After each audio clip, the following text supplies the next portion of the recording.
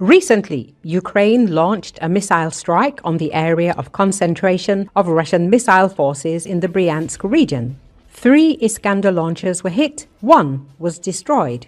The cost of the Iskander operational tactical missile system can range from $2 million to $21 million per unit, depending on the specific version and supplier.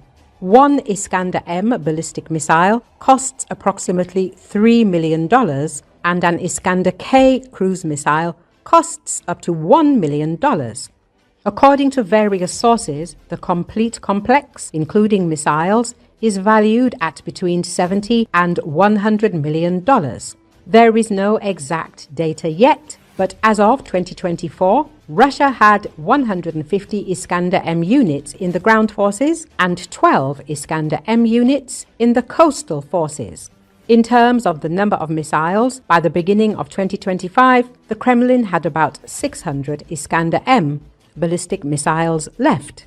Let us add that since the beginning of the full-scale invasion, according to the Commander-in-Chief of the Armed Forces of Ukraine, Alexander Syrsky, as of August 2024, Moscow has launched approximately 1,502 Iskander missiles at Ukraine, in particular 1,300 Iskander-M ballistic missiles, 202 Iskander-K cruise missiles. The Iskander missile system is designed to destroy airfields, warehouses, headquarters, control centers, etc. These objects are usually well protected by air defense and missile defense systems. However, the Iskander acts faster and is more effective. The range of destruction is not less than 500 kilometers. The complex includes 2 types of missiles, ballistic and cruise. In addition, this operational tactical missile complex can simultaneously strike with the Iskander-K and Iskander-M missiles. The first is a cruise missile, the second is a ballistic missile. The Iskander-K flies like a regular cruise missile, but the Iskander-M rises up and attacks the target along a ballistic trajectory. The spokesman for the Ukrainian Air Force Command, Yuri Ignat, noted on air at the telethon that the Russian invaders are actively using Iskanders because they are harder to shoot down. On the night of June the 1st, 7 Iskander-M ballistic missiles and 3 Iskander-K cruise missiles were launched at the capital. Why does the enemy use OTRK? Because there is not enough artillery, and so that there is a minimum time to react. Because if it flies from the Caspian or Black Sea, then there is about an hour to react, take cover, etc. But here we are talking about a matter of minutes. Therefore, the enemy wants to take us by surprise, he explained. Yuri Ignat added that the biggest danger is the short distance. That is, missiles are used to strike Kiev and the region from Klinsky in the Bryansk region. Thus, the distance is about 300 kilometers, and there are a couple of minutes to respond. This is the Bryansk region of the Russian Federation. This is approximately the Klinsky area. The distance to Kiev is small, 340 kilometers. That is why the air raid alarm was not so long-term until the first air defense operation.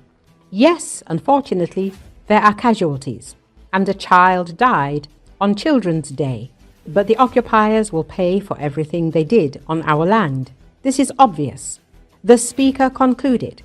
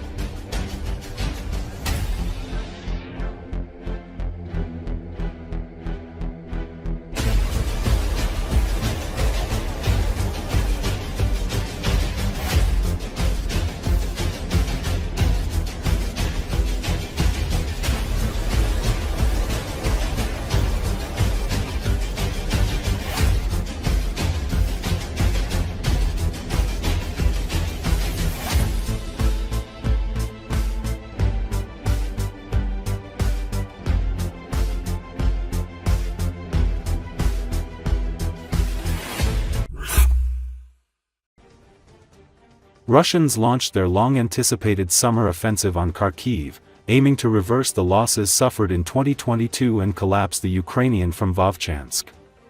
But as Russian Spetsnaz units led the charge, they were met head-on by French Special Forces volunteers fighting for Ukraine, triggering an unexpected brutal clash, Euromaidan press reports. The goal of the Russian forces in this area is to retake the territories lost to the Ukrainians during the 2022 Kharkiv counteroffensive and achieve what they failed to do last year in 2024. If Russians achieve a breakthrough at Vovchansk, they will continue their offensive along the Seversky Donets River and threaten to outflank the Ukrainian forces at Kupiansk, placing the Ukrainians at risk of frontline collapse, and taking much of the territory in the process. Recall, Russians had already initiated the first phase of their attacks with large reconnaissance in-force operations, meant to test the Ukrainian defenses, but were destroyed even before they crossed the administrative border. These and other assaults indicate that Russians are already setting their plans in motion, Euromaidan press says. Zooming into Vovchansk, the entire town was left in ruins after the brutal fighting that took place during the initial Russian offensive of 2024 and subsequent positional battles within the town. The Russian forces are in control of the northern part of the town, holed up in basements, as there are no standing buildings left.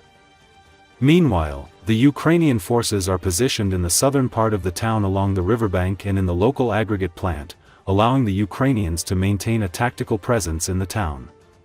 This enduring tactical presence and the severe damage to the town itself created a no-man's land between the Russian and Ukrainian lines, where the collapsed buildings and ruins prevent either side from establishing long-term positions, Euromaidan press reports.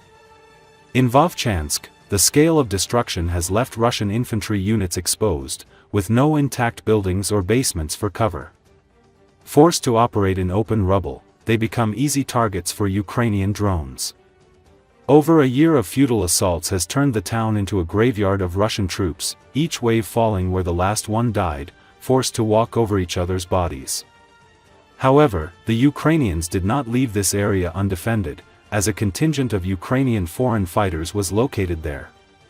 The Russian special operatives were caught off guard as they encountered their match in elite, ex-special forces, French volunteers serving with the Ukrainian military intelligence.